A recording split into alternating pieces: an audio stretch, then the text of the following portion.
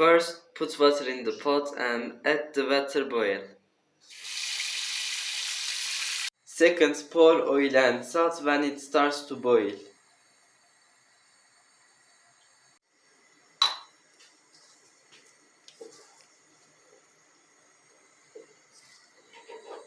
Add the pasta and stir wait about 10 minutes.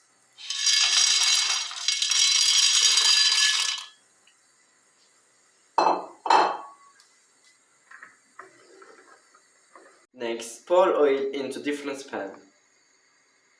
After that, dice chicken breast and pour into a pan and cook pink.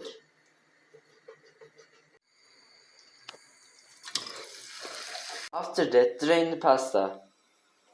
And then pour the cream when the chickens are pink about 4 minutes. Cook by mixing that, wait for the cream to darken. After that, pour thyme, salt and black pepper about 2 minutes cook.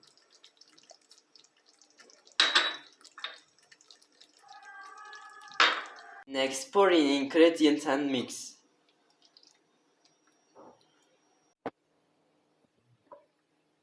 Then grate cheese. Finally, pour grated cheese pasta ready to serve. Enjoy it.